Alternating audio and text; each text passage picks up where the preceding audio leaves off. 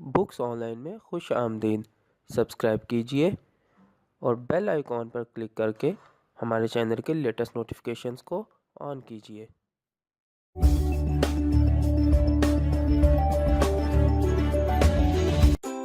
अस्सलाम वालेकुम प्यारे बच्चों, आज जो मैं आपको कहानी सुनाने जा रही हूँ इसका नाम है गुल बकौली। एक था बादशाह, उसका नाम था ज़ैनुल मलूक। उसके 5 बेटे थे, 4 तो उसके पास ही थे मगर 5वां इससे दूर था। बादशाह ने 5वें बेटे को कभी नहीं देखा था। नजूमियों ने बादशाह से कहा था कि 5वें बेटे ताजुल मलूक को कभी ना देखना, अगर देखा तो अंधे हो जाओगे। बादशाह डर गया, उसने ताजुल मलूक को किसी और शहर भिजवा दिया। कई साल गुजर गए। एक दिन बादशाह शिकार खेलने जा रहा था, उधर से ताजुल मलूक भी शिकार को निकला। दोनों ने एक दूसरे को देखा। ताजुल मलूक तो आगे चला गया मगर बादशाह आंखों पर हाथ रखकर चीख पड़ा, मेरी आंखें, हाय मेरी आंखें। वो अंधा हो गया था। सारे शहर में कोहराम मच गया। एक एक रोता फिर रहा था। बड़े बड़े हकीम बुलाए गए मगर बादशाह की आंखों की रोशनी वापस ना आई। चारों बड़े शहजादे ताजुल मलूक के सौतेले भाई थे। उन्होंने बादशाह से कहा, ये मुसीबत ताज की वजह से आई है, उसे फौरन मुल्क से निकाल दीजिए। बादशाह ने ताज को देश से निकाल दिया। उस मुल्क में एक पहुंचा हुआ बुजुर्ग भी रहता था। उसने बादशाह के अंधे होने की खबर सुनी तो महल में आया और बोला, यहाँ से दूर परियों का एक देश है। उस देश की शहजादी का नाम बकौली है। बकौली के महल में एक फूल है, वो फूल आंखों से लगाया जाए तो बादशाह की आंखों की रोशनी वापस आ जाएगी। ताज के बड़े भाइयों ने ये बात सुनी तो लश्कर लेकर फूल की तलाश में चल पड़े। ताजुल मलूक जंगलों में भटक रहा था। उसने इतना बड़ा लश्कर देखा तो सिपाहियों से वजह पूछी। उनके बताने पर खुद भी साथ हो लिया। किसी ने उसे ना पहचाना। चलते चलते ये लश्कर एक शहर में पहुंचा। चारों शहजादे बहुत बुरे थे। उन्होंने बड़ी बुरी बातों में पड़कर सारी दौलत गंवा दी। रोटियों के लाले पड़े तो नौकर चाकर भी साथ छोड़ गए। ये देखकर शहजादे ने फूल का ख्याल छोड़ दिया और रोते पिटते घर की तरफ चल पड़े। ताज ने अपने दिल से कहा, जो काम भाइयों से ना हो सका वो मैं करूँगा। उसने खुदा का नाम लिया, आगे चल पड़ा। चलते चलते एक बियाबान आया, ना आदम ना आदमजात, हर तरफ रेत ही रेत। अचानक जोर का धमाका हुआ। शहजादे ने नजर उठाई तो सामने एक देव खड़ा कह के लगा रहा था। बड़े बड़े दांत, लंबे लंबे कान। ताज का डर के मारे दम ही निकल गया। देव ने इसे पकड़कर ऊंचा किया और गज के बोला, मैं कल से भूखा हूँ, तेरे कबाब बना के खाऊंगा। ताज खौफ से कांप रहा था और दिल ही दिल में दुआएं मांग रहा था कि या अल्लाह मुझे इस मुसीबत से बचा। इतने में इधर से एक काफिला गुजरा। काफिले में बहुत से ऊँट थे जिनमें खाने पीने का सामान लुदा हुआ था। देव उछलता कूदता वहां पहुंचा और ऊँटों को उठाकर ले आया। उसने सामान को एक तरफ रखा, ऊँटों की गर्दनें मड़ोड़कर सबको चट कर गया। इसके बाद वो लंबी तान कर सो गया। शहजादे ने सोचा, मौका अच्छा है, चलो भाग चलें। मगर फिर ये सोच कर रुक गया कि शायद देव से कोई काम निकले, इसे खुश करना चाहिए। ऊँटों पर जो सामान लुदा हुआ था उसमें गुड़, घी, मैदा सभी कुछ था।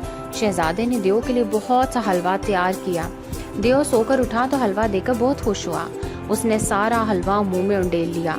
फिर बोला, ए आदमजात, तूने मेरा दिल खुश कर दिया। वाह वाह, क्या हलवा बनाया था। बोल, मैं तेरी क्या मदद कर सकता हूँ। शहजादे ने देव को सारा हाल बताया तो वो बोला, मेरी एक बहन जादूगरनी है, उसका नाम हमाला है। वो ये काम मुझसे भी जल्दी कर देगी। मैं तुझे उसके पास भेज देता हूँ। देव ने उसी वक्त एक खत लिखकर ताज को दिया। फिर उसने एक देव को बुलाया और इससे कहा, इस शख्स को हमाला के पास पहुंचा दे। देव ने पलक झपकते ही ताज को हमाला के पास पहुंचा दिया। हमाला ने ताज की खूब खातिर की और बोली, फिक्र ना करो, मैं तुम्हें बकौली के महल में पहुंचा दूंगी। हमाला ने उसी वक्त बहुत से देवों को बुलाकर हुक्म दिया, चूहे बन जाओ। देखते ही देखते इतने बड़े बड़े देव नन्हे नन्हे चूहे बन गए। हमाला ने चूहों से कहा कि जाओ बकौली के महल में सुरंग लगाओ। रात ही रात में उन चूहों ने महल में सुरंग लगा दी। हमाला ने शहजादे को हाथ पे बिठाया और इसे सुरंग के पास छोड़ आई। ताज सुरंग के रास्ते बकौली के महल पहुंच गया। रात का वक्त था, हाथ को हाथ सुझाई ना देता था मगर फूल होज में पड़ा चमक रहा था। बकौली होज के पास फूलों की सेज पर लेटी नींद के मजे ले रही थी। ताज बकौली को देखकर हैरान रह गया। इतनी खूबसूरत लड़की इसने कभी नहीं देखी थी। ताज दबे पांव आगे बढ़ा और फूल तोड़ लिया। फिर वहां से भागा और सुरंग के रास्ते हमाला के पास आ गया। हमाला ने इसे अपने सर का एक बाल ताज को दिया और बोली, जब मेरी मदद की जरूरत हो इस बाल को आग दिखाना, मैं फौरन पहुंच जाऊंगी। बकौली सुबह को उठी तो फूल गायब था। वो दीवानी सी हो गई। महल के सारे देव परियां ढूंढ ढूंढ कर थक गए, मगर फूल ना मिलना था और ना मिला। आखिर मायूस होकर बकौली खुद फूल ढूंढने निकली। इधर ताज वापस अपने वतन जा रहा था। रास्ते में उसने सोचा कि फूल को किसी अंधे पर आजमाना चाहिए। एक गांव में से एक बूढ़ा अंधा मिला। ताज ने फूल को अंधे की आंखों से लगाया ही था कि वो खुशी से चिल्ला उठा, अरे मुझे तो दिखाई दे रहा है। ताज के चारों भाई घर वापस जा रहे थे। वो सोच रहे थे कि बाप को क्या मुंह दिखाएंगे। सोचते सोचते उनके दिमाग में एक तरकीब आई। उन्होंने आपस में सुलह की कि कोई दूसरा फूल ले चलें तो बादशाह को कहेंगे ये वही गुल बकौली है। चलते चलते उन्हें फूलों की एक झाड़ी मिली।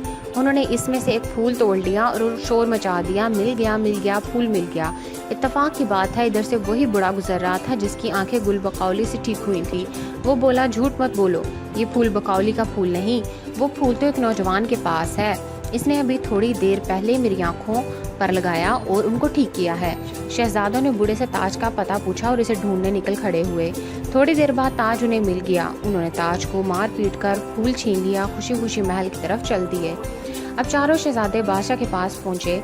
फूल का आंखों पर रखना ही था कि बादशाह एकदम तख्त से उठ बैठा और बोला, मैं देख रहा हूँ, मुझे सब कुछ दिखाई दे रहा है। दरबारियों ने खुशी से नारे मारे। सारे मुल्क में जश्न मनाया। गरीबों मोहताजों के लिए खजाने के मुंह खोल दिए गए। बकौली आदमी का भेस बदलकर नगर नगर फिर रही थी।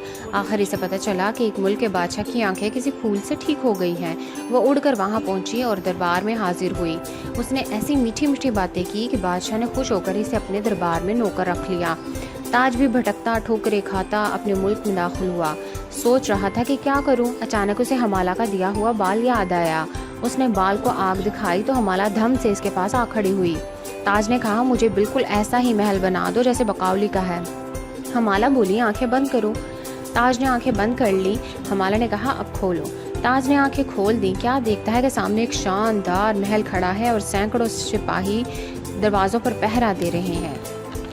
ताज ने हमाला का शुक्रिया अदा किया और महल में दाखिल हुआ। होते होते ये खबर बादशाह तक पहुंची कि उसके मुल्क में एक और बादशाह आया है जिसके पास इतना माल और दौलत है कि फ़कीरों को भी हीरे जवाहरात देता है। उसने संगे मरमर का एक आलीशान महल बनवाया है। महल क्या है, अजूबा है, जो देखता है दंग रह जाता है। बादशाह ने बकौली से मशवरा किया तो उसने कहा, चलिए इस बादशाह से मिलना चलते हैं, इस बहाने महल भी देख लेंगे। ताज को बादशाह के आने की खबर हुई तो वो बहुत खुश हुआ। इसने बादशाह की शानदार दावत की। दावत के बाद बादशाह ने महल की एक एक चीज़ देखी और बहुत हैरान हुआ। बकौली दिल ही दिल में सोच रही थी कि मेरा महल तो किसी इंसान ने देखा तक नहीं, इस शख्स ने हूबहू वैसा ही महल कैसे बनवा लिया। इसने सोचा, हो ना हो फूल का चोर यही शख्स है। इतने में एक दरबारी ने ताज को पहचान लिया और बादशाह से कहा, हुजूर ये तो शहजादा ताजुल मलूक है। बादशाह ने उठकर ताज को सीने से लगा लिया और चारों शहजादे घबरा गए। उन्होंने शोर मचा दिया, नहीं अब्बा हुजूर, ये तो कोई जादूगर है, आपका बेटा हरगिज नहीं है। ताज मुस्कुराया। इसने एक कमरे का दरवाज़ा खोला तो इसमें से हमाला निकली। हमाला ने बादशाह को सलाम किया और बोली, ये चारों शहजादे झूठे हैं। ताज को बकौली के महल तक मैंने पहुंचाया था, वो ये गुल बकौली लाया था। अब ताज ने बादशाह को सारा हाल सुनाया। बकौली के महल में पहुंचना, फूल का चुराना, अंधे पर आजमाना, फिर भाइयों का उससे फूल छीन लेना। बादशाह की आंखों में आंसू आ गए। उसने शहजादे को बुरा भला कहा और ऐलान कर दिया कि मेरे बाद ताजुल मलूक इस मुल्क का बादशाह होगा। दादा हाथ बांधकर खड़ा हो गया और अर्ज की, अब्बा हुजूर, मुझे बादशाह बनने की ख्वाहिश नहीं, मैं बकौली के मुल्क जाना चाहता हूँ। अचानक एक आवाज़ आई, शहजादे तुम कहाँ जाओगे, मैं खुद ही तुम्हारे पास आ गई हूँ। शहजादे ने सर उठा के देखा, उसके सामने बकौली खड़ी मुस्कुरा रही थी। कुछ दिन बाद बकौली और ताजुल मलूक की शादी हो गई और सब हंसी खुशी रहने लगे। तो प्यारे बच्चों, ये थी आज की कहानी। अगली कहानी के लिए इंतज़ार करें। अल्लाह हाफिज़।